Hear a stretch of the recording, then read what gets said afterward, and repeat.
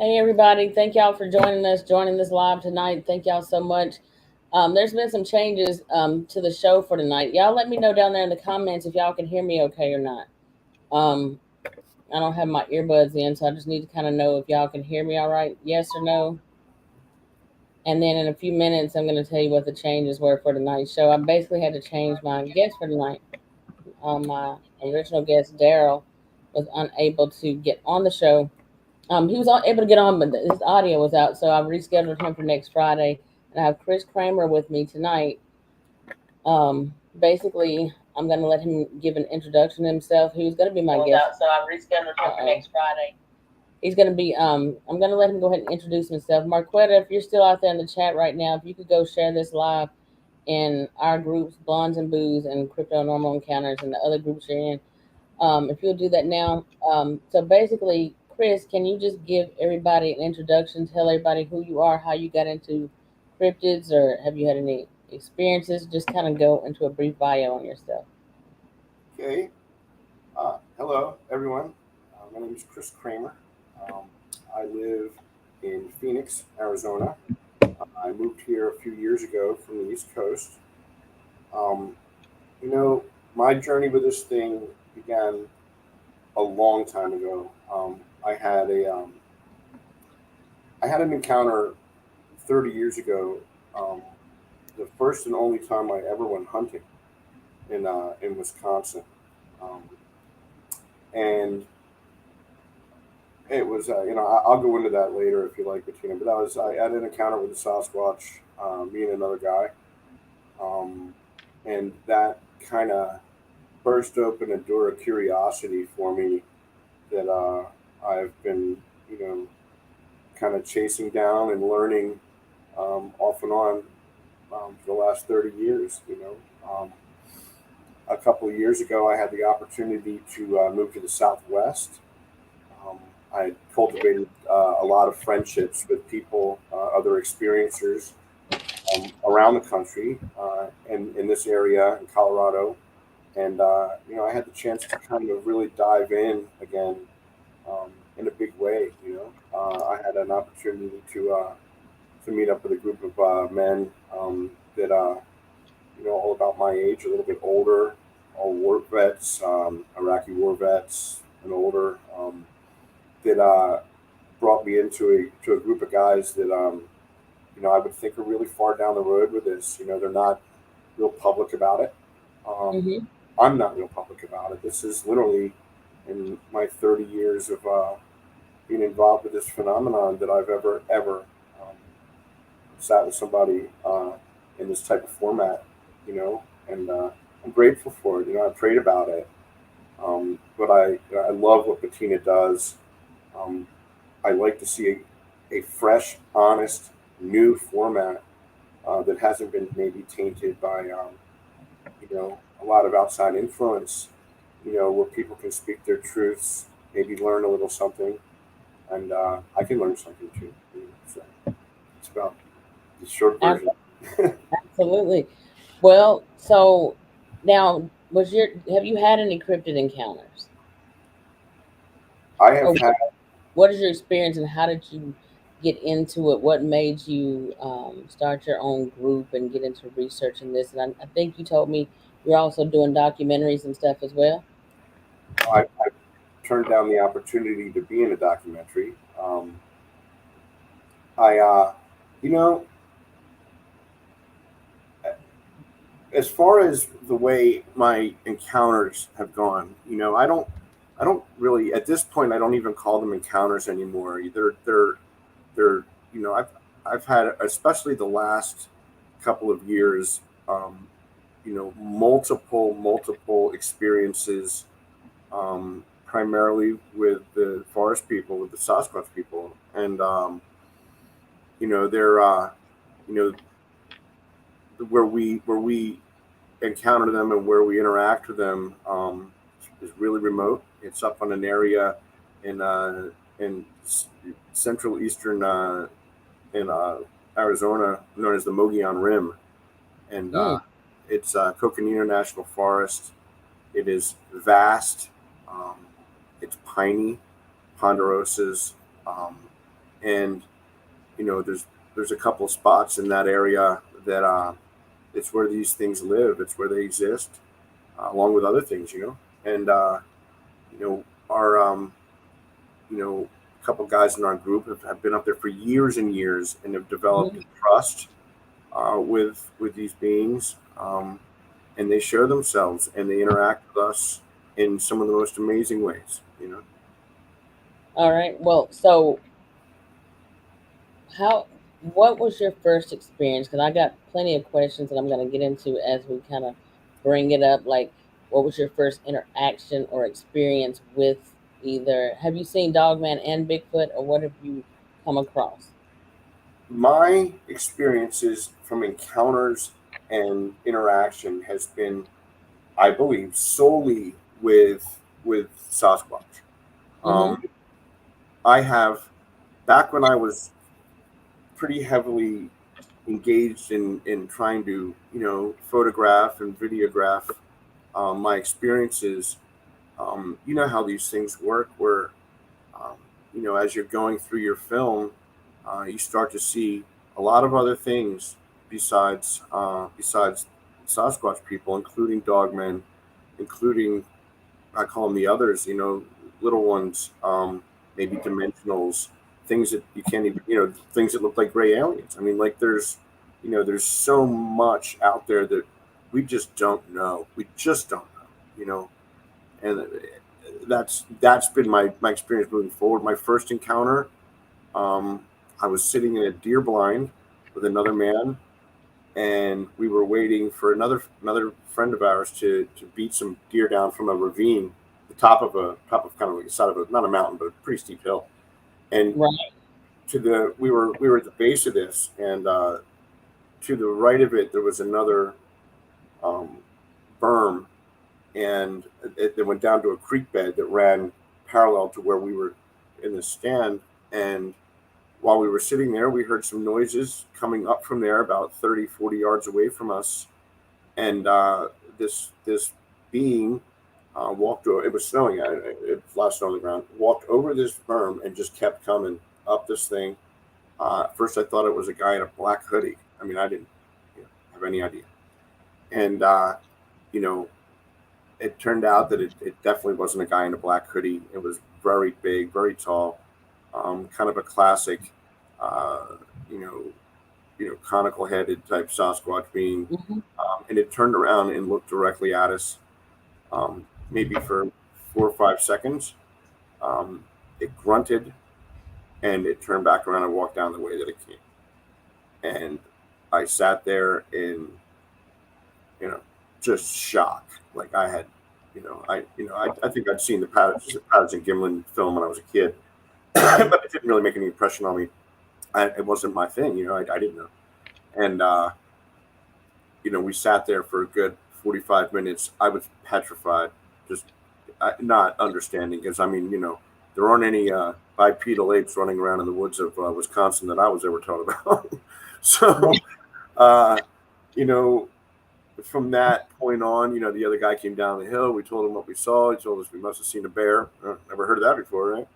And we we left, and I I've always been a curious guy anyway, and I started. This is before the internet, so things weren't readily accessible. There were a couple books, um, and as technology got better, and we were able to start sharing knowledge and sharing experiences, I was able to delve in and start to look for commonalities with what I had seen and what I had been through, and that's how it started for me. So, what, as far as your experiences and what you've gone through, were your basically go straight into it, just like we were when we were on the phone, because I'm trying to like let you just kind of build up into it and kind of go into everything, because I don't want to kind of like try to like persuade you either one way or the other. I just want you to just share some of the information that you have as far as cryptids, and basically, you know what, I will lead into it. So, do you have any specific encounters or sightings that you'd like to share? And if not, like specifically, then I'd like to kind of maybe go straight into my line of questioning and try to put some information out there, because at the end of the day, what we're all trying to do is just basically try to come to a place of trying to figure out what these things are, come up with different theories for them. I like to hear different people's theories on it, because I feel like there's bits and pieces of truth and information in every person's encounter, experience, and sightings. Um, so, what is your theory and belief on it? And then we can kind of lead up into the ancient history and other stories and folklore that we can go straight into. Okay, that's a broad. Um, I think that where would I begin with that? We all start out this thing when we start listening to other people and hearing other people's experiences. Um, maybe with some preconceived notions and notions that aren't necessarily ones that we've developed ourselves, right? Right? Um, whether it be the flesh and blood aper scenarios, and every other angle that people have come at this thing with. So, my very good friend and fellow experiencer has this great line, and what he says, and it holds true, is that do not let your paradigm dictate your experience. Let your Hmm. experience dictate your paradigm, right? And Right? that's some profound stuff, because in essence, what he's saying is that don't let other people's ideas um, become yours without investigation. Allow my own experiences to determine what I believe is going on with these things in other areas. So I try and approach this with everything. I very rarely at this point um, pay attention to other people that are engaged in doing what they do. Um, Hmm. Everybody has their own truths, and there's a lot of conflict and there's a lot of disparity between people who I believe what they believe is genuine, but I have those feelings as well. My beliefs, start where yours end, and I only have my experiences to build on that. You know, my encounters like have been, some of them have been pretty crazy and pretty off the chain. Um, as we started to, as I got brought into this group, for lack of a better term, I hate that term, but it's what it is. I guess, from my first time to my last time, I've seen wondrous, magical, um, incredible things happen. I've seen the forest people in cloaked form. I've seen them in the physical form. I've seen orbs and twinkle lights, and um, I've been surrounded by them more than once. Uh, I've had mind speak, although I don't. That stuff always made me nervous, but I have a good friend that, that's what's going on in his life, and they communicate with him, and we maybe we do things a little bit differently. We don't, we let them come into us. The way we work is we just set out chairs, no fire, and we wait. And we keep a calm spiritual demeanor about us. And Uh-huh. over the years, that trust has been built up to, that they come into us. There's been times where they've been maybe less interactive, and there's been times where they've been really interactive. Absolutely. So when you have, hey Angelo Jeffries, Tombstone, everybody's joining Bushwhacking with Rooster. Thank y'all for joining us tonight. So we're gonna get into it in a few minutes. I'll just let y'all know real quick. The title of this tonight's show was an interview with Gary Ergot and Daryl Denton. Daryl has his own group. He was going to be on the show tonight, and Chris was actually going to be co-hosting with me. But Chris also has his own group, and he's also an eyewitness and a researcher. Now, hey Diana, but I'm gonna. So Chris, I've basically swapped places with Chris and Daryl Denton and Gary for tonight, because we couldn't get Gary on, and I think Daryl's audio was out, so we're gonna work on that for next week. So I swapped places with him. So I will be changing the title of the show after the show is over with. But there's a lot of interesting things I wanted to bring up here. He just mentioned about the paranormal aspect or the mind speak and other different qualities of these creatures. Basically, I'll just kind of get down to the meat and potatoes of it, Chris. What do you feel like that these things are? In my personal opinion, I feel like they're Nephilim. And like I always tell people on every show, like I kind of throw it out there for the guests because I need the guests to feel comfortable. Because sometimes people on shows feel like, as a guest, well, I don't want to, weird you out, or you try to make it where people feel comfortable to actually explain their experiences. So that's my theory, and I can go into that later why I believe that. But what do you think, based on your research and based on what you found out and what you've witnessed and what you've researched? What are your thoughts? What are these creatures? And after that, I'm gonna let you kind of take it from there. You know, that's a that's an interesting question. We've talked, and I've said to you that the sometimes I feel like the longer I've been around this, the less I actually know. It's always end up asking on its own accord more questions than it's ever answered. Um, Mm-hmm. in my what I believe now, I started out this thing um, with not a lot of expectations, and I wasn't a very spiritual man. That came later. You know, what I believe now, there was a time where I thoroughly was convinced, especially after Scott Carpenter, who I do pay attention to and did, um, was involved with the NAB's DNA stuff. And, having been a classical studies major when I was in college and having a background in,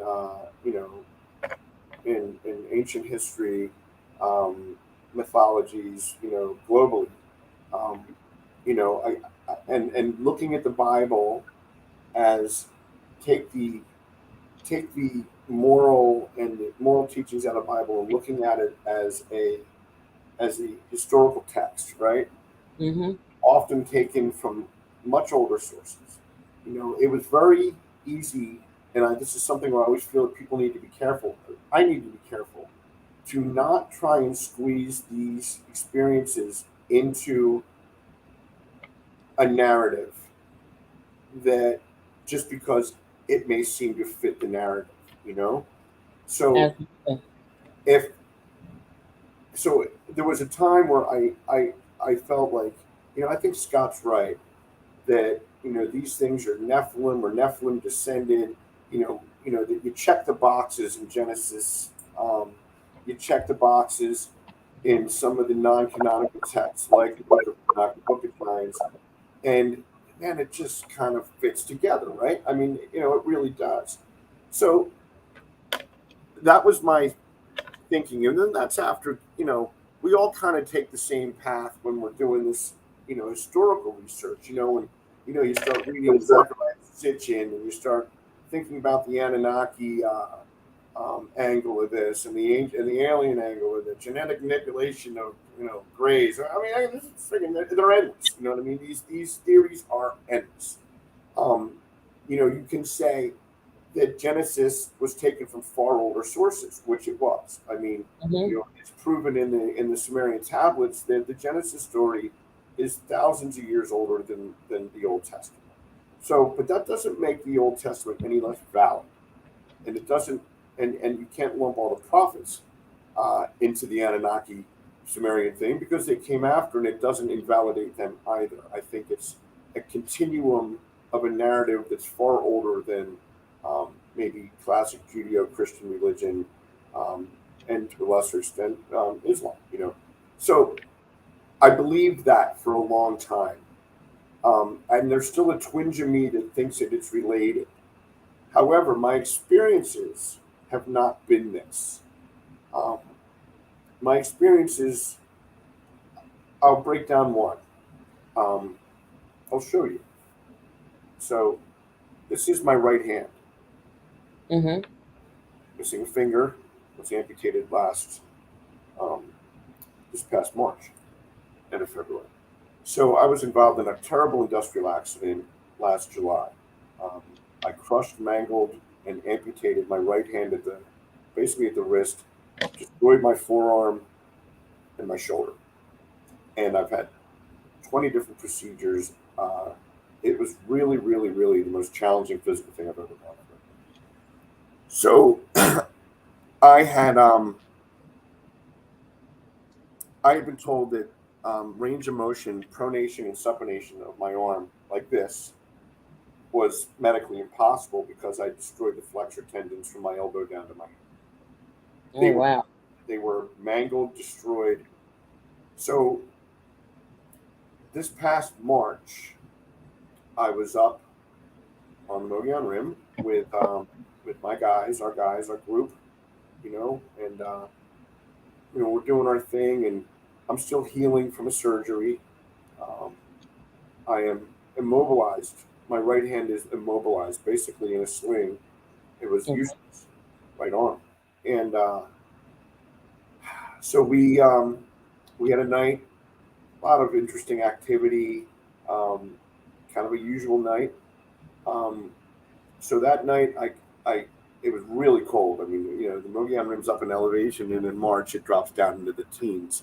So Mm-hmm. I'm sharing a tent with a good friend, big 10-man tent. We got a little heater, it's nice and cozy. And I crawl into bed, and there's a I feel something on my back. What the heck is that, man? So I pull this. There's a rock like the size of a baseball. Nobody been in the tent. So I go, Kevin, are you messing with me? And he says, let me see that. So this this rock belonged to my friend Kevin, and it had been gifted to him. It's a rock that geologically does not exist on the Mogollon Rim. It had been given to him by forest people. It has an interesting shape to it, and it's pretty cool. And Oh, wow. he keeps it in his pocket or in his car in his dash. Like, it never leaves him. And he didn't put it there. We don't hoax each other or joke around like that. So that ended up in my bed. Well, that was interesting. So at about 3 o'clock in the morning, I get awakened to this. You know what a TENS unit is? One of those electrode things that they put on you to stimulate bone growth or like muscle, Yeah. like a little electrical box, right? I felt Yeah. like somebody had stuck one of these things behind my neck and cranked it up to like 11, and like this electrical, not uncomfortable, but pretty pronounced electrical shock went through my entire body, lasted for about less than a minute, right? But it was intense, So having had that term zapping before, this was like like something beyond that. This was very physical. And so the next morning, I get up, we get up, we start a fire up in the morning to warm up because it is freezing. And I I walk over to relieve myself, and unconsciously I go to unbutton my pants with my right hand, which I'm right hand dominant, and I've been able to use it for a year. And then it occurs to me I have full range of motion from like it didn't exist anymore. I couldn't do this, Bettina. I couldn't move my hands like this at all, at Like, all. did you feel like you were paralyzed? 12 hours before. Um, when it during when it happened in the tent, or like before that, like did I feel like my hand was paralyzed? My arm. Yeah. My arm was. Um, I had maybe 5% rated mobility of my forearm, shoulder, and pronating my hand less than 7 hours before that. And it is never. It's something that I can't. I don't even know how to tell the doctors. You know that happened. So this will answer this question. So um, I And am just real quick, Chris, overwhelmed. real Huh? quick, I'm gonna let you go on in just a minute. Gary has joined. He's backstage right now. So what I'm gonna do, I'm gonna let you continue on. I'm gonna let you continue on, and I want you to continue telling your encounter. I'm gonna add him in, and we will go. I'm thinking I might have y'all to kind of work together on this, I'm trying to decide right now. I may actually have you on this show and on next week's show as well. I might actually end up doing like 3 shows on this, but I want you to continue. Okay. Yeah, I want you to go ahead and continue, and then I'm gonna add him on with us in just a sec. All right. So, you know, I informed the other guys, like I'm almost in like I'm in shock. You know, like I am. This wasn't just some hangnail. You know, this was a big deal, and I walked away to gather myself, and I got hit with like this overwhelming. I got enveloped by this overwhelming projection of compassion. Oh Like wow. I could tear up talking about it. Like it was so intense and profound. And you know, so I went back to sit with my friends, and I needed to collect myself for a minute, and then we started talking. You know, and so my friend, who was also very well versed in scripture, secular literature, and history, brilliant man, says to me, "So let me ask you something." He said, he said, "Do you think a Nephilim would have done that for someone?" You know, Hmm. and that's taking in an assumption that I do see that the Nephilim are by nature not good. They're not of God. They were never intended to be. Obviously, God commanded Joshua to go into the Holy Land and kill every man, woman, child, and beast. That was because they were all tainted with Nephilim blood in the Bible. Um, so that begs a question. And there's been other experiences, but this one was a great question. What Nephilim, what evil being would physically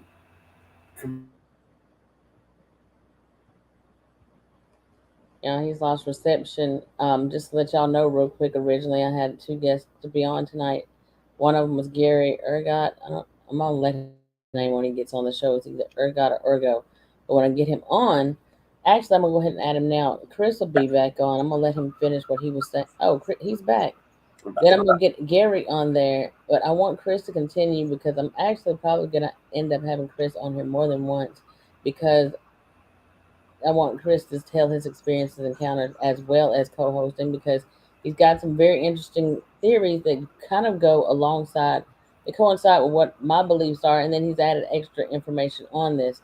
Um, Gary, I'm gonna go ahead and add you to the stream now. I'm not sure if you can hear me. Add you to the stream now, but I'm gonna mute your mic and then I will have you to introduce yourself to everybody in just a minute because I don't want to keep you backstage so long.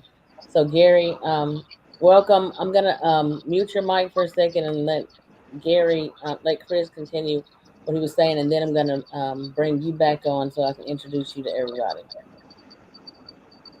Hey, Gary. Okay. All right. So so go ahead, Chris. um, it begged the question that would a being that was not by nature at a cellular level created of good do something like that. And it's a ponderous question. I've heard another person say that just because you're born in Sweden doesn't make you a Viking. you know so that you could say that these it's possible these things have um, grown and developed and are not all indoctrinated into that idea of good and evil per se. I don't know. I know that Absolutely. my experiences have not been of a negative nature ever, ever. Um, and that I can go deeper into that, but it take a long time. And I'm glad Gary's here. All right. So, So what we're gonna do, I'm gonna shift you back into co-host mode now, and I'm going to bring you back on, and I'm going to bring you back on again. You're still going to be with me throughout this show, but I'm bringing you back on again because I want to have you to be on there with me again for your show, and also maybe to get in there now that Gary's here.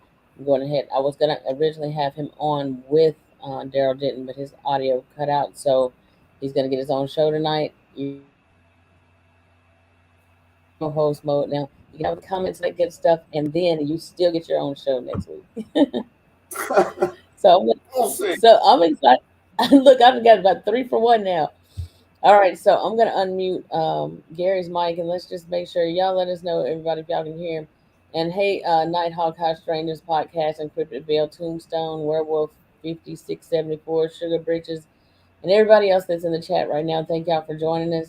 I'm going to go ahead on and unmute Gary's mic now, and basically I'll have him introduce himself. Good Gary, evening, everybody. good evening, Gary. Uh, Can you basically tell everybody about your experiences, or basically give us a brief bio on yourself and tell us who you are, how you got into cryptids, what are your experiences with it, and kind of just go into it from there. okay. Uh, my name's Gary Ergot, and I served in the Marine Corps from 69 to 73. And my very first experience with Bigfoot was on, of all places, Camp Lejeune, North Carolina, back in a little section of the base called Courthouse Bay. There's a swamp in there. And the one night, a friend of mine, there was another Marine. He was like 6'4", 6'5", somewhere around there. He was from Missouri, the Show Me State, and I'm only 5'9". And we went to like a snack bar to get some burgers and some soft drinks, and we shot a couple of games of pool. And we come out of there, and being overseas, you get the spidey sense that helps keep you alive, that you can tell when you're being watched, even though you can't see anybody. Yeah. Well, we got like 8 feet out the door of the building, and the hair on the back of my neck stood up. The hair stood up on my arms, and I said to him, as soon as we hit the sidewalk, I said, Steve, I said, I'm going to count to 3. I said, and we're going to haul, I'll be blunt, haul ass back to the barracks. I said, we're being watched. I went 1, and I took off. Well, we get like maybe 50 yards, maybe 60 yards away from the barracks.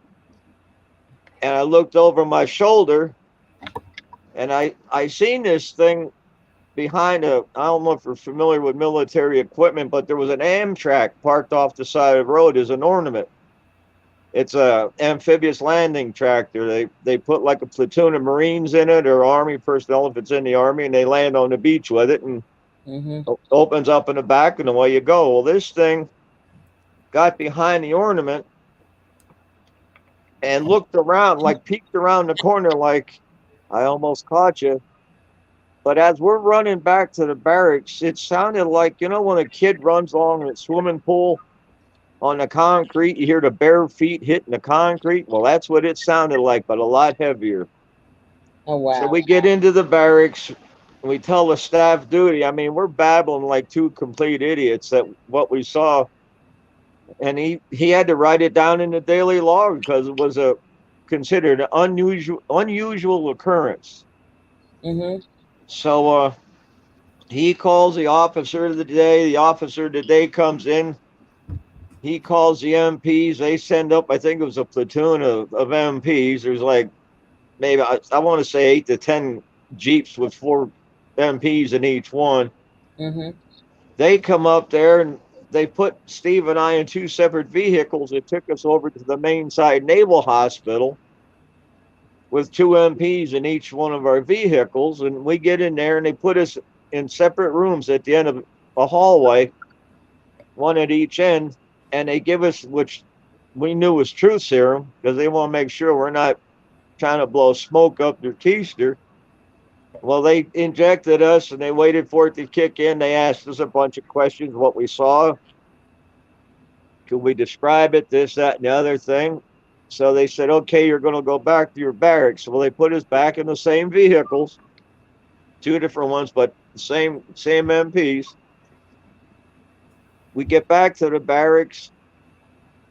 The officer today is standing there, And he says to us, he says, you guys open your mouth and say anything to anybody, what you saw and heard. He says, you're going to disappear in that bay back there. With that, they gave us another shot, which was the same thing. It made us go back into the barracks. And that was that. So about a month later, I had a leave coming up. So they gave me my leave papers. I go up and see my mom. Now, I'm originally from Pennsylvania, but I now live in Kentucky. And as soon as I get in the house, I hug my mom and she says, are you okay? I said, yeah. I said, I'm fine. I thought something was wrong with her. She says, I saw what happened on the news. They tell him and I to keep our mouths shut, but the local news stations up in Pennsylvania had it on their news. So, okay, that was my very first experience. Then I get out of the Marine Corps. I go up to Erie, PA. I knew some people up there, and they got little off the wall ponds and stuff that are covered with heavy trees and brush. And I wanted to go fishing one day because I missed that all the time I was overseas. As soon as I get down to the pond, I smell it. I'm like, damn, I'm not staying. But the hair went up on my neck, up on my arms, put my stuff in the car, and I took off, went back to the house. That was the second, I'll say, an encounter. I'll call it an encounter because it had to be close by for me to smell it that strong. Then I was thinking back as I was a kid because I used to hunt with my dad and my half brothers, and we'd go up to Pike County, up in what they call the big woods of Pennsylvania, and I'd see these X's and these arches and everything else. Now, 11-year-old kid, he likes to wander through the woods. Well, I come up to these things, and something told me not to go through the X or go underneath the arch or whatever, so I didn't bother. Well, I get out of the Marine Corps, and I had a few other times that you could tell they were around or whatever. But then I ended up here in Kentucky. This is 2022 now. I'm gonna say about 7 years ago, maybe 8. I lived in Corbin, Kentucky, which is the home of Kentucky Fried Chicken. And the place where I lived at butted on the Daniel Boone National Forest. And it was Lake Cumberland. And I had been in a friend's apartment across the street from me. There was a little get together, and we kept hearing twice. We heard this pounding on the wall. So a bunch of us, we go out.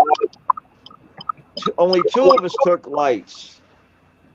No guns, no knives, just the 2 lights and 6 idiots. So we go out there and they show me these big, huge arches. I'm thinking, damn, I went right back to when I was a kid hunting, like, oh hell.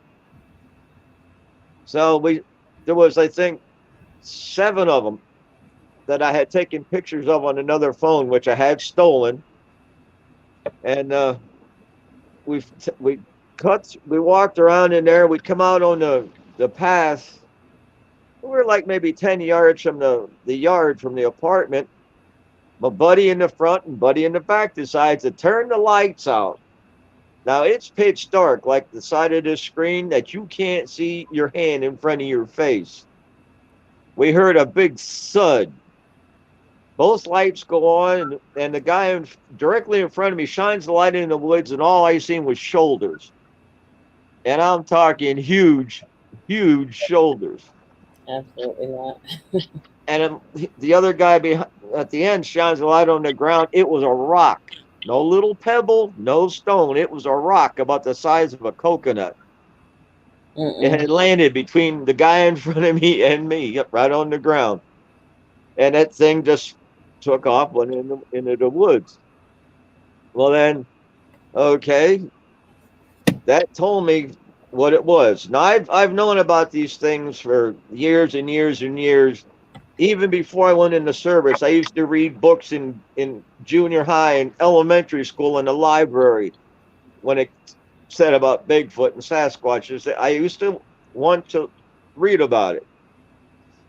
Well, we go back to their place, and then I go home. A couple weeks later, they painted the apartment where I lived at outside.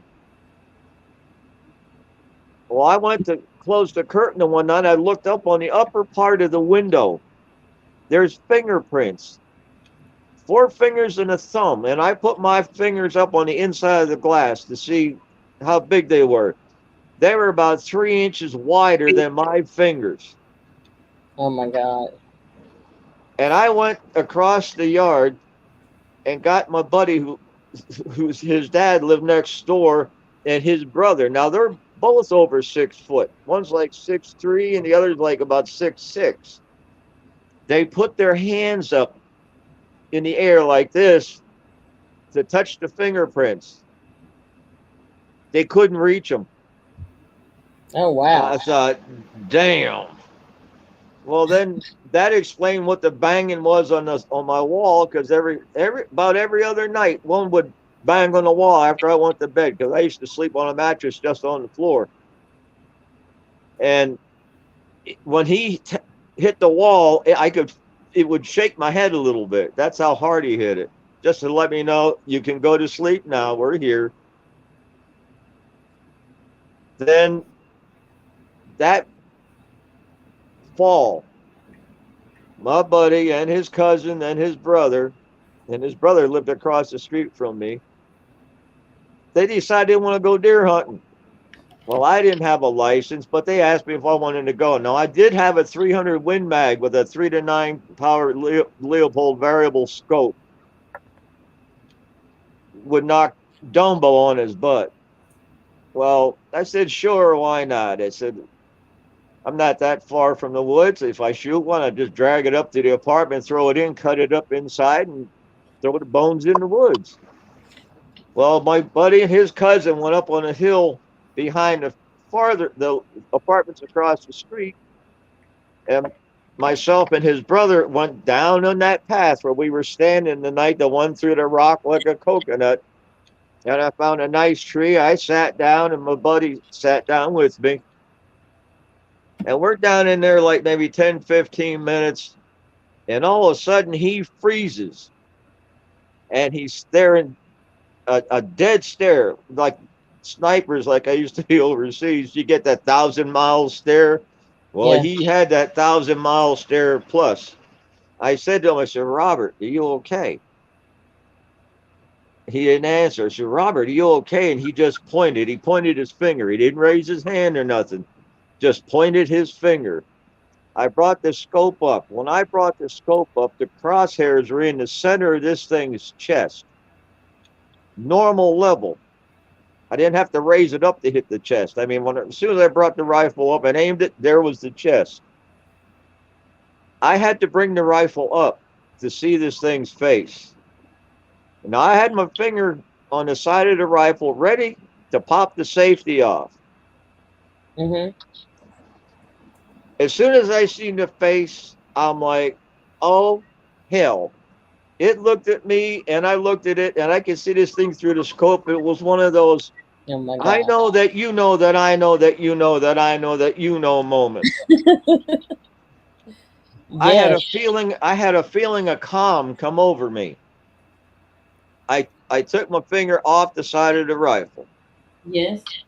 When I seen that face, that the skin of the face had that cracked feature like American Indians, old Native Americans.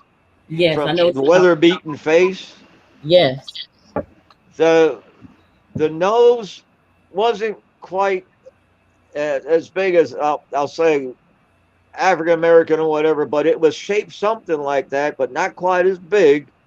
Mm-hmm. The teeth were like ours. No fangs like you see some of these pictures drawn. But I mean, they were big. And the eyes, that's what got me. As soon as I made eye contact is when I got that feeling of calm. This thing was gray, almost a silver, but more gray than silver. And within, I'll say, 2-3 seconds, he took one step to the right and was gone. I thought, damn. So I get my buddy, like he's finally done settling down.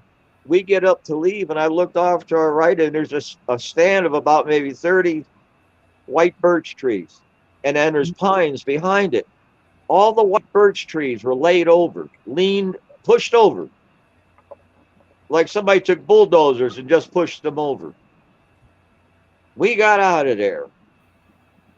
So, okay. Then my wife that I'm married to now, her son came over one night and said to me, he says, I'm going to take you up the house. There's somebody I want you to meet. I said, okay, I go up there. He said, he's a researcher, self-proclaimed researcher. It's his dad, which is my wife's ex-husband. Chris laughed. Of all things, yeah. But I told him what I saw and stuff and what happened. And he wanted to know if he could come and park over my place, and we sit outside my apartment and observe. So I said, yes, there's nothing wrong with that. One night, he was a meat cutter for Save-A-Lot and a restaurant here in Corbin. Well, at Save-A-Lot, he had bought some outdated hot dogs. Now, again, I had the 300 Win Mag, and I left him carry my 32 pistol, which is like a mosquito stinging an elephant if you want to shoot a Bigfoot with one of them. It's just going to piss him off, you know. Right. But he decides he wants to take some of these hot dogs down in the woods and put them by some of these arches. I said, all right. So I basically backed him up with the rifle. And, of course, you know, he had my pistol. He puts some out on some little limbs up off the ground. He puts them on the ground and so on a stump. And as he's walking towards me, now this is like 2:30, 2:45 in the morning. Nobody in their right mind is in the woods. Not saying him and I were in our right mind, but we were in the woods. We heard a voice say, thank you, just like that. After we put the hot dogs down. Well, Harry, yes, sir. Did you hear it verbally? Yes. Yes. Wait a minute, Chris. What were you asking him? I'm muting his mic. Yeah, I was just asking if he'd heard, when he heard the voice, if it had been vocalization or if it was another form of communication. You know.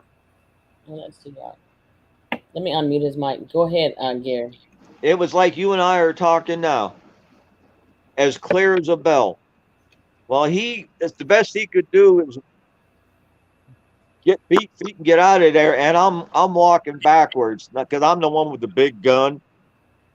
But we sat there and we didn't say anything to each other for about 45 minutes, a good 45 minutes after that took place. Then as we sat there, this is like, well, I said about 2:30 in the morning or something like that. Couple nights later, he would come down every night. Couple nights later, he'd come down and we're parked there. And we could hear something sounding like a small bulldozer working around down and they're knocking stuff over. And he said to me, he said, they're busy tonight. I said, yeah. I said, it sounds like they're pissed off. Well, there was one that was coming up towards us. And it wasn't happy by any means, which we realized there's like 4 different colors of them. And it's our theory that each color is like the Planet of the Apes. The chimps are the little happy-go-lucky ones, the gorillas of the army, this, that, and the other thing. Right. But a fog moved in just from that wood line. It rolled in, covered the apartments, and him and I are sitting in basically an open pocket where there's no fog. This thing stopped like 10, 15 yards off of the area where we were parked. and you could hear it breathing. It was pissed for some reason or other. Mm-mm. Then that Christmas, I'm going from my apartment over to my buddy's apartment, the one that was sitting there with me when I was hunting. And one crossed over between the two buildings across the street. This one was jet black, and I didn't have my pistol. A lot of good it would have done. But I froze when I saw it. But it walked like Patty from the Gimlin film, Yes. that kind of stride. And it looked at me, and it growled. When it growled, I was like 25 feet away from it. I felt it in my chest. I've heard that so many times. I ran into my buddy's place, sat down, and he's looking at me. I said, beer and lots of it. I stayed there till daylight before I went back to my place. But my buddy that put the hot dogs out, he used to live in the building where they were pounding on the wall the night we went out with the flashlights. My wife, which was his wife at the time, which is now his ex, said that they used to look in her bedroom window and watch TV. When he'd go out back to cut the grass, they would throw pebbles and hit him or hit the mower with them. Yeah. It's crazy. But I had a thought cross my mind after the hunting excursion. I'm thinking myself, now what could I have been charged with, if anything, if I would have shot that one and called somebody? I know I could have been charged with poaching because I didn't have a hunting license. That's a nice fine there. But could I have also been charged with murder because the face was more human than it was anything? Yeah, and I think that like I mentioned to you before when I talked to you, I think that one of the things I mentioned was, or was it New York State and Washington State having it as illegal to kill a Bigfoot and punishable by crime, and basically, I think the fine was like up to $1,000, or I don't know if it was I don't know what is that or being jailed, but I can't remember it had anything in there about it being like some type of humanoid creature or being. But somebody shared something in the group a couple of days ago, and when they shared it in the group, I thought it was pretty interesting that what they shared in the group was basically saying that it was from, I think it was in Pennsylvania, and it was in a national or state park. And what was interesting about it was the fact that it was basically saying that there's been a creature sighted here. If you see, did you see that in the group, Chris? Yeah, My group? I've seen a couple warning signs out. Some of them have the Forest Services like logo on them, you know. And Yeah, they post them at Cumberland Lake, where there's the Daniel Boone National Forest butts on. They know, you know. I think I'd be more interested to find a person who's actually been charged with this. You know what I mean? As long as you know, I've been paying attention. You know, you hear encounters like yours, where you know you had your sights on this thing, right?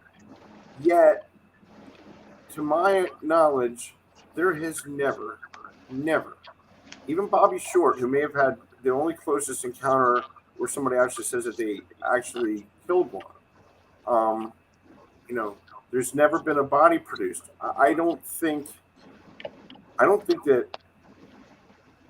I know that they have a flesh and blood element to them, but I don't know that that could happen. I really don't know that it could happen. I know they can probably be injured. I don't know that they would, you know, I mean, it's always a valid question. You know, I'm a knower, yet I don't never seen a deceased one. You know, I don't know that anybody really has. Well, I had gotten a DVD one time at Walmart. You know how they have those bins and they have like $1 for the DVDs, and there was this one. It had 3 different movies on this one DVD, and it showed about the war with Pearl Harbor. Then it showed something about Bigfoot and some other off the wall safari nonsense. And I watched the one about the Bigfoot so much that I almost wore it out.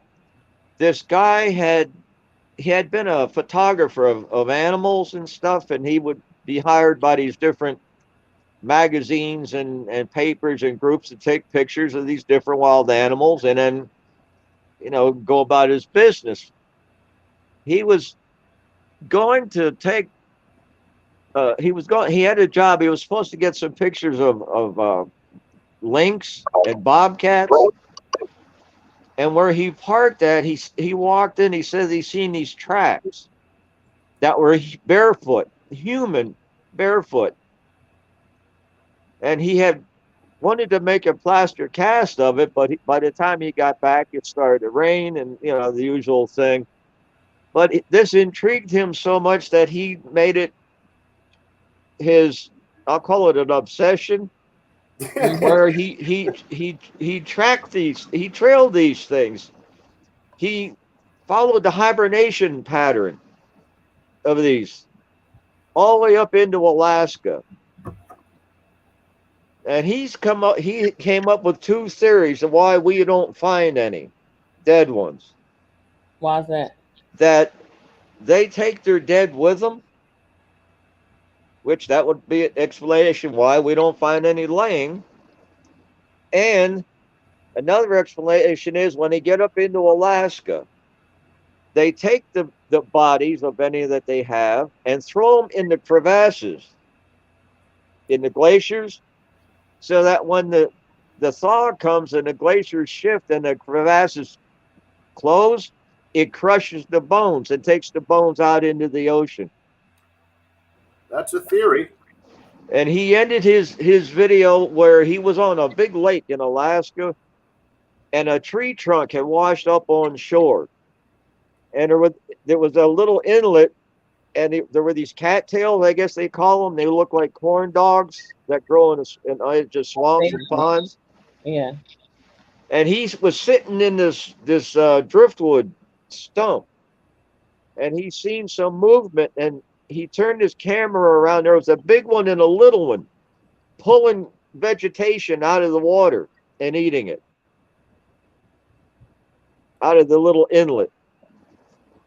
But I wish I could have kept that video, but I had since gotten divorced, and it's like, there it goes.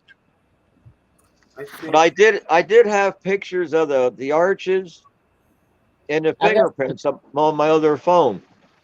Yeah, I've got some pictures also, like of basically arches, and I've got even pictures of, I don't know, I call it a nest, and I think it's a nest because I feel like, I mean, based on what I saw, this is something that, and I'll share it in the group. And I used to share my pictures in my group a lot of times back in the day, but there's so much crap that you get in the crypto community. It's almost like no matter how good your picture is, no matter what, there's still going to be people to attack it.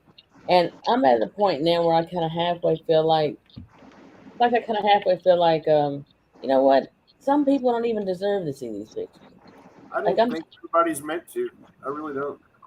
Well, my thinking about that is that the government already knows they're real. They already have some. Oh yeah. And the only reason they want them is for a military purpose, to see what kind of super soldier they can make out of something like that. That's the only. I mean, my sniper company was attached to the company over in Cambodia, which we weren't there. Yes, we were. We took orders from the company, which is the CIA. We were told not to take orders from the Marine Corps because they were in charge of us. We've seen military equipment that they're just now letting come out. Okay. But my theory about Bigfoot, Sasquatch, or whatever they want to call them, is that, okay, I know, and I'll say, well, I'm not going to say I know for a fact, but I know deep down inside the government already has some that they use, that they dissect like a frog to see what makes them tick, and other ones just to study the nature of what the reactions are to this, the reactions are to that, and how they do this and how they do that. Just like ETs, they've got some of them. They've got some up in Wright Pat down in a at the Wright Pat Air Museum down in the basement of the one building. But that's another thing. But they have Sasquatch, Bigfoot. They know they exist. They just don't want us to. I don't even think that's up for debate at this point. I mean, do you really think at this stage of the game that this platform, some of the other platforms on obviously censored media, would even be allowed to have these talks and these conversations if if whoever really runs the show isn't already kind of prepping the public in a slow general way for some sort of disclosure on a lot of these things, not just Exactly. stuff, but the alien stuff, the MUFON stuff, like literally, why do you think Ancient Aliens has been allowed to be on TV for 12 freaking years? Because it's a way to start priming the population for, something else. It's just the truth, so that it will be a little bit desensitized. Yeah. When disclosure, happens, it's going to happen. It's inevitable. They can't contain it anymore. Too many of us out here that 30 years ago we were tinfoil hat crackpots that are, legitimate, normal human beings that are having these encounters, that are having these experiences, that are, eyewitness accounts from just the most credible of people. It defies logic to think that 100,000 people are all full of shit. It's just not the case. It just isn't. Of course they go. Real quick, and I'm gonna let Gary continue and y'all continue. I need to take like a 5-minute break, but real quick, Chris, do you still have your phone out where you are able to still like be on live, and also like you see questions come up right now? Cryptoville wants to know, with Gary, what does that mean? I don't know what that. Hold on, let me unmute that. Gary, can you see that on the screen? Says he would like to speak with him sometime. I didn't see all that. No, it says, was Gary Mac SOG? I don't know what that means. Is that a military term? Yeah, that's it's supposed to be a secret group of the military. They do the Marine Corps, we call them snoop and poop missions. You go in, you sneak, and you either take people out or you just write down what you see and then you come back and report it. That's what that is. So, but that's what that is. Gary, Cryptoville said, and I'm gonna take a break after this. Cryptoville said that he wants to speak with you sometimes. Cryptoville is somebody that I definitely tell you right now, you definitely want to talk to this guy. The real deal Holyfield. If I ever, like, I don't usually do that too often, but he is like, I put Chris Kramer up there too. I was like, Chris, you're a guru.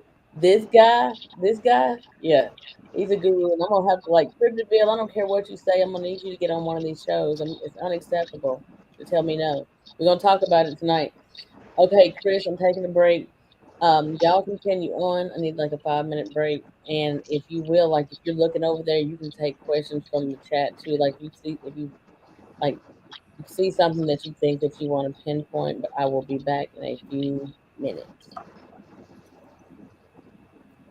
Okay, Gary, so you continue on with what you were saying, and then if you see stuff in there, Chris, I'll be back in about 5 minutes. Okay.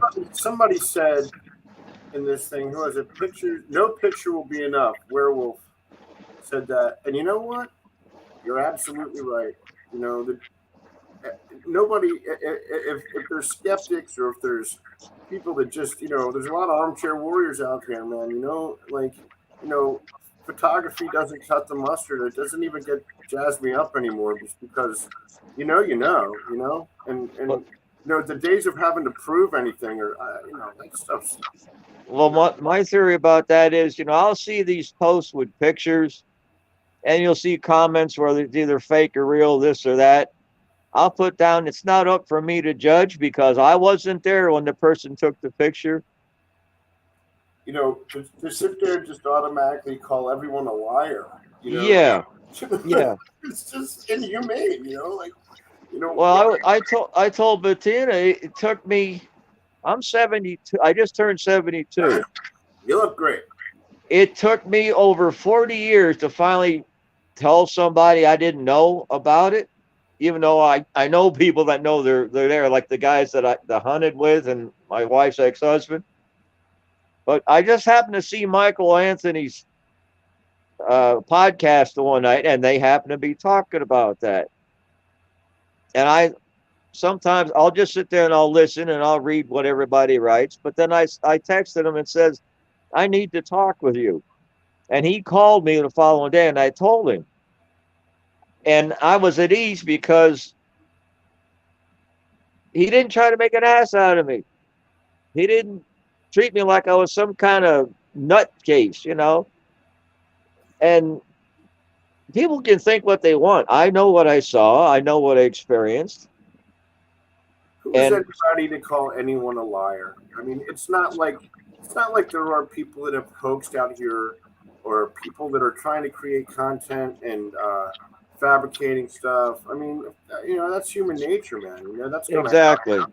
But let's just say that encompasses 20% of the experiencers that are out there. That leaves a pretty broad brush of people that are completely, on the level, legitimate. Like I don't even like having this conversation anymore about, like anybody that's still demanding proof for this just hasn't put any time into it. Yeah. I mean, yeah, I feel this way. My time improving myself ended when I come back from overseas. I mean, you had to prove yourself to stay alive. And your truth is your truth. I mean, you've had up close personal encounters. Oh yeah. Whether people choose to acknowledge that or people choose to punch holes in it. The amount of distrust, hatred, and ego that surround this phenomenon and these topics is staggering. It's staggering. Yeah. It turns me off. You know what's really crazy though? We have since moved away from Corbin, down where my apartment was. We moved up here to Barberville, which is only like 20 miles away. We live in a trailer. And the one night the wife and I are sitting out on our steps, we heard coyotes.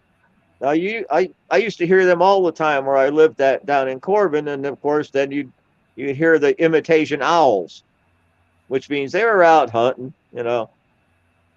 And my wife and I are sitting out there, and she heard the coyotes and she heard the owls. And I'm going to be very blunt. She said, "You son of a bitch! They followed you up here." You wouldn't be the first one, right? Yeah. I mean, that's a. But I used to take notice when we lived down there. Like she lived literally a yard away, one house yard away from her ex-husband, and we'd sit out on our porch, and he'd sit out and hear his, and we'd hear the coyotes howling, and then we'd hear the imitation owls. I've got a question for you guys. Yes, sir. So you've had a lot of physical, flesh and blood, in your face, sighted down encounters. Right. Have you had any strangeness besides these encounters? Have you had any type of paranormal experiences that coincide with these things? Whatever that looks like. Well, obviously the mist is a strange one. You talked about going in and then you were enveloped in an opening, in a clearing. I mean that's kind of weird. That's kind of bizarre. Well, I've taken notice that, like I said before, like we figured out there's like 4 or 5 different colors of them. Oh, and here's another thing that happened. I forgot to tell you this. The same one who went up on the hill with his cousin hunting, him and I and his girlfriend and the dog were sitting out at a little bonfire behind his place. Now, the dog was curled up under his chair. It was a black lab. And we had a bonfire, a little fire pit going.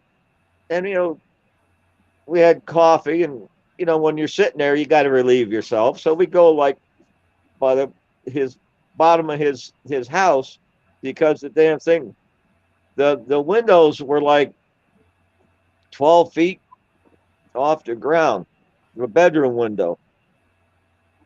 And we go do our business. We come back and sit down. Now we were out there for almost an hour, and he sits down, and I started to nod out a little bit. All of a sudden, I hear, "Holy shit, Gary! Here he comes!" All 6'6" of him, almost knocks me over. The chair flies up in the air. I looked. One stood up from the other side of the bushes, from where we were having our little bonfire in a fire pit, and goes into the woods. Well, that one was like like a moss-colored gray, like a swamp moss thing on a tree trunk kind of deal. So it was there all the while we were sitting outside. Didn't even know it was there. They're good at that. Yeah, but like I was saying about the different color ones, now the black one, yeah, I had a feeling of fear come over me, especially when he growled and I felt it in my chest. But the other ones, the only really different feeling I had was when I seen the one in the scope, where I had that feeling of calm. Because I had been going through a lot of stress at that time. And did you feel like it was projected onto you? yeah. Or did you feel like it was coming from within you? No, I think it was a combination of both, if that makes any sense. Or it was activated by something they were doing, maybe. Yeah. As soon as I made eye contact with him, and the reason I say him is because he was that close when he stood up, you could tell if it was a male or female. Gotcha. And not that you were looking. No. But he makes Michelle Obama look stupid. But like the same night that there was the pounding on the house, on my buddy's apartment, or no, it was the night we had the fire pit going. We ended up in a spare room of his, and we put 2 chairs inside the window and had the coffee pot going, and we're looking down into the national forest. We're a good 15 feet off the ground. It was a full moon. We're looking down into the national forest, and we're watching these things go back and forth, doing whatever they do. And you could hear them dragging limbs and possible tree trunks and shit like that. But, we didn't feel, well, Daniel did, the way he ran towards me. But I really didn't feel scared when that one got up. I was just surprised that it was there that long, and we didn't know it was there. Yeah. Well, do you think that it was cloaked? No, I don't think it was cloaked. I think it blended in with the brush that was there, the high brush, because it was like if you take an old tree in the woods and there's moss growing on the side of it that just starts to grow, it gets like that gray with a greenish tinge to it. That's what this thing looked like. I've seen that. I have too. I've actually got some pictures like that where I've seen myself, and it's weird because it's like, how are these things green? And I'm kind of wondering, do they just kind of mesh or blend in with their surroundings, or how would you explain that other than, like, if you look at somebody had just mentioned this, I don't know who it was I was interviewing now, but they mentioned on one of the shows that if you have those octopus under the water, that they're able to blend in with the sand. Yeah, chameleon like. Yeah. I think it has to do with what they eat. Because like salmon will eat shrimp. That's what gives them the pink meat on the inside. Wow. Same with flamingos. They will eat shrimp. My own belief is that there's far much more to it than that. I don't think at this stage of the game, and this is just my experience, that it's purely a physical phenomenon. It just isn't. There's just too much, as Linda Moulton Howe would say, high strangeness that accompanies many of these encounters. It's there's too many other variables. There's too much other, lack of a better term, paranormal activity that surrounds these things on a regular basis. Not every time, I mean, there's plenty of purely physical encounters, and people see what they see.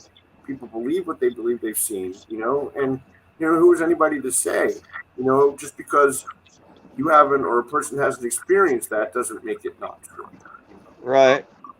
It But is. I think too that, I don't know, I got this gut feeling that they stay underground mostly. That's why we don't see them. Heard somebody else say that not too long ago. And So, that the only reason that we are able to see them is because they want us to see them. I believe that me too. I believe that if you see one, it's because very rarely do you sneak up on one of these things. If you see one, it's because they wanted you to see it. That's Yeah. because if they don't want to be seen, they're not seen. They're not seen. The only times I've ever heard that is by running water. For some reason, there's been numerous reports of people that have come up on them, like you talking about in Alaska, the juvenile and the mother one picking reeds. Like, Yeah. that somehow I think water may disrupt their hearing or something. It just maybe makes it a little bit less likely for them to completely dip out without you seeing. You said Yeah. what? Very rarely, and I've heard that theory about them being underground. One of the great Anunnaki theories is that these things were bred for mining and to work as slave labor in mines, and that there's all that they congregate in underground habitats. I've heard that before. I don't know that I believe that, because my experience hasn't been that, but that doesn't mean it's not true. Absolutely. Well, one thing I think is interesting though is like that there's a cover up no matter what. There's several different theories and beliefs on it. I just feel like, when it comes down to it, he had mentioned earlier he thinks that they take away their own. And I believe that. I have heard different encounter stories where they have actually, people have seen them or witnessed them, like with one of them, Dogman or Bigfoot, has gotten hit by a truck or something like on the side of the road. And there's been a couple of times I've heard encounters shared on some other shows where people actually drove by and actually happened to see that another Sasquatch or dog man dragging that body back off into the woods. And I've heard this a few times now, like if they remove the bodies, and I don't know if they do some kind of burial or what they do, but I do agree with you though, Gary, when you say that you believe that a lot of them are underground. Well, there was another episode too where my wife's ex-husband said about, well, it's probably about close to 20 years ago now, that he was driving home from work the one night and they had the road blocked off crossing the lake where the boat basin is, and they had like crime scene tape up and everything else, and there was game wardens and there was cops there, and he knew the one cop. Now, her ex-husband knew these things existed for years, and he said to the cop, he said, what happened, what's wrong? He said the cop told him that they found a black bear with its head ripped off. Literally ripped off. Mm-hmm. And he said to the cop, he said, oh, okay, well, he knew what that was.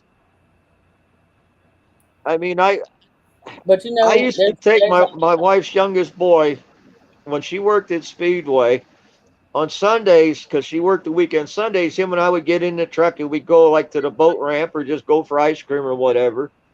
The one day I took him up on the picnic area where there's a big parking lot, and I parked the truck, and there's a hollow going down to the lake. I just happened to look down over the bank and I see hair and a leg. I thought, what the hell? Somebody had dropped about a 400-pound hog off and rolled it down over the bank. Oh my God. And the guy that usually cleans up the area and takes care of the pavilions and stuff, was parked there, and I walked over to him. I said, "Hey," I said, "Did you see the hog over the bank?" He said, "Where?" I said, "Come here, I'll show you this." So he walked over with me. I walked down and physically put my hands on that hog. He says, "Oh," he said, "they're just probably feeding them again." He knows they're there. Oh. Now, the greatest, like, probably one of the most publicized stories where there's actually been bodies and military interaction is the story of Mount St. Helens. You know, you guys heard that? Okay. So after Mount St. Helens erupted, now this is, you know, kind of like urban Sasquatch legend. You know, Yeah. it's been retold with the little bits and pieces changed. Just the story is that after Mount St. Helens erupted, the special forces came in and were interacting with a family group that were badly burned, juveniles dead, from the blast and lava flow and from whatever it is. And supposedly there's multiple people corroborating the story that this family group, there was like an alpha head of the clan that was interacting with, speaking with military officials. Doctors were brought in. They had Green Berets or some sort of special forces group fan out in the perimeter to secure this location, and they removed them all to another location for medical treatment for X amount of time. You know, that's a famous story, but yet again, you're relying on social media, people trying to interject their own ideas into this stuff. It's the only one that I've ever really seen that seems to carry weight with it, because there's been enough witness testimony to it to maybe, it's kind of like the Kandahar giant thing. You know what I mean? Yeah. And she said this probably happened, but you just don't know. The argument from skeptics saying, well, produce a body, Right. Okay, I don't think anybody's ever going to produce a body. I don't believe that. And my thing on that is, even if they were to kill one, if you report that to DNR or anywhere else, they would probably end up reporting to, that body is never going to see It's a going lot. to get shut down quick. You know. Oh yeah, they'll never see you again for reporting it. So a couple of months ago, my buddy was up with a film producer up on the Mogollon Rim, and there's a section of the forest, and this is in the middle of, pumpkin nuts nowhere, it's 17, 18 miles just to get back, And so him and this producer went on a walk through an area that's filled with a lot of structures, and there's a lot of activity there. And they walked down another half mile on the hill to an area that's cordoned off and has a sign up that says it's restricted for environmental reasons. You know what I mean? And who knows what that is. And this is run by the Forest Service, right? So they get in there, and my friend starts getting a really bad vibe, not feeling good, tense, high alert, and he gets in his head, you should not be here. And he apologizes. He tells his film producer, who thinks he's completely batshit crazy at this point, we got to go. And so he asked them, is there a reason why? Is that why the signs are up? And he got back, we have an agreement. So I guess I'm speaking to the fact that, of course, there are higher echelons in a lot of these, federal institutions that, there's protocol for this stuff. There has to be, especially National Park Service, Forest Service, there is. There's at Cumberland Lake down there in Corbin. Every spring at Cumberland Falls, they put a sign at the parking area by the beach, below the falls, and it states right on there, and it's the United States Forestry Service. It says beware of Bigfoot. If you see one, back away. Don't try to make eye contact. Just get away. And The then Ohio and DEM. the poster will have a bear on it with in a circle with a line through it, that kind of thing. And then they'll have the Bigfoot in the center. So, and it's on an official park, I guess sign or whatever, billboard or whatever in the park. That's rare. Yeah. Wow, that's That's pretty interesting. rare. Again, though, like the Ohio DEM just made some sort of statement regarding knowledge of these things a couple of months ago. I mean, that stuff's all. There's no way it's not containable anymore. It's inevitable, and they're letting the reins off a little bit on this stuff. I don't see how at this point, within the next 10 years, we don't get a lot more official disclosure on a lot of these things. They got to control the narrative somehow. Oh yeah. Cats out of the bag, man. Well, on those posters at Cumberland Lake, they put them out like every spring, and it says, I'm going to paraphrase. I'm not exactly sure how it's worded, word for word, but it says, beware. It says Bigfoot warning. It's springtime, and they come down to the lake to drink and eat. If you see one, don't make eye contact with it. Just back away and go. Wow. Yeah. So they're almost like that's soft disclosure, really, but you have to be within the national parks. They're not going to make that national knowledge. And I think it's sad because I feel like in some ways that they're putting people, I don't know, possibly putting people's lives in danger, because I don't think that all of them are negative or malevolent I creatures. think you're right. I think there's rules. There are rules. I mean, I know there's rules. They have to live by a code that it's pretty strict, and I think there's consequences for it. But I think there's rules of engagement, and I think that there's certain ones that if you open the door enough that allows them to interact in a negative way, that they'll do it. I mean, I don't think that's the norm, but I think it happens. I think like I'll agree with you. They do have an agreement, but I to kind of take a question from the chat for Gary. Somebody in the chat was asking if Gary, is there a certain time of year that you notice the Bigfoot is more active around Corbin, Kentucky? Usually in the fall, right before winter. Y'all get y'all's last few questions in, because I'm gonna get ready to shut it down in a few minutes. I know I'm not going as long as I usually do, but I'm kind of exhausted.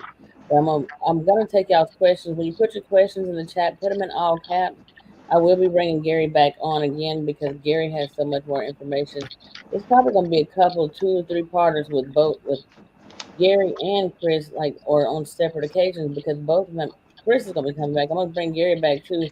I wasn't sure he was gonna be able to join in with us tonight, but y'all get y'all's last questions in. I kind of decided, let me get Gary on, because I've rescheduled Gary like at least 2 or 3 times. I'm like, you know what? I was shocked that Gary was actually able to get in here. I thought I was going to have to walk you through it, so I was happy when you came through. So I had Chris to be the backup guy for the night, to be the guest, just in case you didn't show up. But he ended up co-hosting. Now I want to take something else real quick. I'm gonna take about 3 or 4 questions. Gary, are you in my group? I think I am. Okay, another question for you. Do they actually hibernate? I'll tell you what, I really don't think so. If they see footprints in the wintertime in the snow, no. I mean, bear hibernate. You will see very few bear tracks in the snow in the wintertime. I think hibernation would indicate the fact that they were more animal than human. And to my knowledge, although I've been known to go inside for a long time in the wintertime, I wouldn't call it hibernating, But you know how you were saying about the agreement? Yes. I think there is an agreement, okay? but it's not with the government and the different organizations like the Forestry Service and whatever and whatever. I think it's with Bigfoot itself. Oh, I agree. I think and they answer and to a us code. humans per se.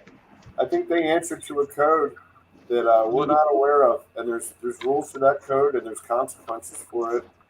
Whether Yeah, it's whether it's to themselves and to their own hierarchy, or to something higher than them, I don't know. I personally, I think it's to something higher than them, but that's just my belief. But there is definitely a code that they have to stick by, and it's very strict.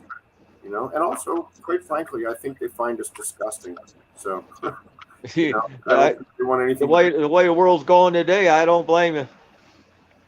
Now, real quick, DA Roberts, you messaged me and asked if I would be willing to do another giveaway tonight on the show. I know Josh did a giveaway on my show last night. Let me just go back real quick because I'm probably going to need some guidance on this, and if not, then we can do a giveaway in the group. But you were asking if, let me see, and I'm gonna take more questions in a minute. But how about so the question was, hey, not sure if you'll see this before I go off there, but if you want to do a giveaway tonight, I'll give you a couple of audio codes for one of my books. So if any of you, the three books I think is I'll do. He said there's one called The Lakeview Man, and one for Name Wild Hunt, and one for Lost Legion. So he's given the codes for each one of these books. Now I'm not sure if I'll be able to. I'm gonna try to share that in the link. I'm gonna copy and paste the link in the comments, and if so, then I guess you're saying you're gonna do a giveaway for this. Can you explain that in the comments for us? And also, Gary Bushwhacking with Rooster said I found the fresh structures made during the winter and prints. Now, Yeah, that's why I personally feel they don't hibernate, because if like that when they find the hair and they run the DNA off of it, they find it like it's partial and what do you call it, anthropoid or whatever, for an ape, and like I want to say 4 or 5% unknown. Well, that unknown is probably some kind of human factor. Well, what do humans do in the wintertime to stay warm? They move around. absolutely.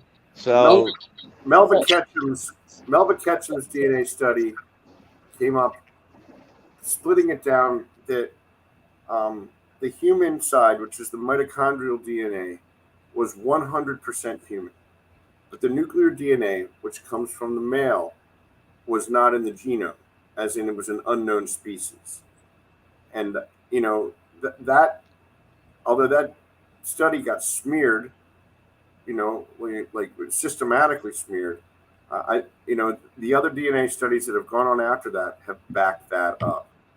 There's a great question there for you too, Gary. Joe Back says, do either you feel that national parks or state parks were built around areas that were known to be areas that these creatures existed in hopes of preventing as much interaction between Bigfoot and people? I'll let you answer that, but I've got an answer too. oh, hold on, let me unmute. Go ahead, Gary. Did you hear his question? yeah, Go. You can go I ahead. kind of think that the national forest thing, not so much it was built around them, they just happened to be found as they were already known to have been there, and to keep them safe, they'll give millions of acres around to keep people away from them. I think that they were just happened to have been stumbled upon, and that until, and I hate to sound like I'm book smart, but I'm not, until we have further knowledge that it's certain, as today would go, that they're real, that they just happen to be spotted. If it would have been for lumberjacks like up in the big great Northwest or whatever, and up in Alaska and Canada, they would have been found up there. Native Americans here, they've seen them. They have them on cave writings. 5,000, 8,000 years of tradition from the East Coast to the West Coast to South America, man. That's where the truth lies, is in their oral traditions and in their histories. I think, supposedly Teddy Roosevelt saw one, and he was very instrumental in setting up the National Park Service, but it's a tall order, right? Like, the only reason that they set it up was to make it like a reservation for Sasquatch. I think you're right. I think they just happened to know they were there. It just worked out that way. I mean, that's only my opinion, because opinions are like assholes. Everybody's got one, but that's the only sound reason I can think of it. Think for it. I mean, a lot of inventions are made by mistakes. Chris Kavanaugh said, "Why do you need DNA if you can simply walk up to and film a Bigfoot sleeping?" I'm just let me wouldn't want to wake him up. Yeah, you got that right. I was going to say you're a better man than I, Gunga did. Yeah, I don't know, man. I've filmed a Bigfoot or two, and I've never filmed one asleep. But I think the DNA thing is just for if we need some sort of scientific idea of what these things are, and what better way to do it? I mean, the DNA study was fascinating. It was legitimate. There's been further ones done. They're legitimate. They're real. I mean, it is what it is. Why do we need it? I'd like to maybe get a better understanding of just what these things actually are at a genetic level. Because there's something. My buddy and I that put the hot dogs out, the one night we were sitting in his kitchen table and we were talking about Bigfoot, and out of a clear blue sky, he said to me, he says, I feel cursed that I see these things as much as I have, meaning him. And I looked him dead in the face. I don't know why I said it. It just came out. I says, David, I said, I don't think it's so much a curse as it is a gift. Maybe. Because, like I said before, you don't see them unless they want you to see them. You know what I find interesting too? I agree with that. I think very few people. I think that's why some people can't. Oh, sorry, Bettina. Go ahead, please. No, Chris, I was just saying, I think that's why sometimes when it comes to these pictures, sometimes why people, not everybody can see them in pictures, and then to other people, they're completely, visible. I think that there's some type of veil. I agree. I don't think everybody's supposed to see them. I really don't. And I also think that, where were we? What was that? Oh, as far as, I lost my train of thought. Well, while you try to think about it, I'm going to take another question for Gary. Gary, what do y'all? So either one of y'all, what do y'all think of the millions of acres protected by Theodore Roosevelt after having an encounter with Bigfoot? D.A. Roberts covers the bombing incident. What do y'all think about that? I don't think it was so much because he saw one. I think he was, and Teddy Roosevelt was no coward by any means, but I think he was acting out of fear and figured he's going to keep people safe. That he didn't want them to traipse into the woods and just happen to stumble on one and get ripped apart. So that's where he come up with his brainstorm about the national parks and stuff. What a better way to keep them from interacting with us? Give them space. Bama has a question. Bama says, the unknown DNA is from extinct animals from way back. They're trying to figure out. So that is coming directly, and I know where this comes from Steve Isdall and scientific scientists that are interacting with Isdall, and that's their line right now, is that in their DNA study they've narrowed this thing down that it's part human and part some extinct possible predator that went extinct 15,000 years ago. So that may be true. I've always had to look at a lot of this stuff with a jaundiced eye, only because there's been so much disinformation. And go take the UFO topic. from credible sources that have absolutely decimated the storyline and the truth in the ufology. So I have to apply that to Sasquatch. I pay attention to Steve because he's got a lot of interesting things that get emailed to him, and I do believe that 90% of his encounters are probably legit. The people coming in, especially the scientist Edgar, which kicked off that entire narrative about the extinct animals. But just because Steve says it's true from an email doesn't make it true. Right. No, everything has to be looked at with a jaundiced eye. Again, it comes down to your own experience. And I'm no geneticist, obviously. I think that's a fascinating theory that it's possible that these things were gene spliced, 15,000 years ago. Supposedly that wasn't possible, but that's not what it says in the Bible. So, I mean, who knows? Well, I don't think it's impossible, because in the pyramids, there's what they call the hieroglyphics. The writings on the wall. They have a picture of a light bulb. Now, how did they know about that back then? And electricity, and electricity, right? So no, when it comes about genetics and stuff like that, no, I don't doubt that one bit.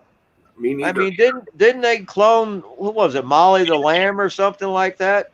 Mm-hmm. There's enough. I mean, I'm always leery about taking this thing back into the Bible, but looking at it from a possible purely historical text, there's enough of that narrative of beings being crossed with animals, beings being, genetic mutation, genetic and intentional genetic manipulation. Right. I believe that.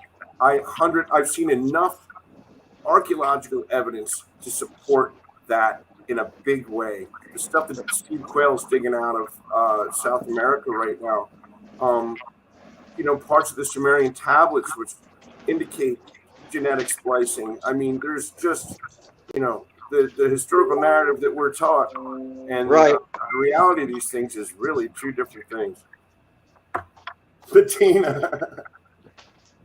But like I said, when it comes to genetics and stuff like that, I'm fascinated when they say they can do this and they can do that, or they can take a bone from a dinosaur and get some DNA from that and try to make another adaptation of the dinosaur, which they're starting to prove that they can do it.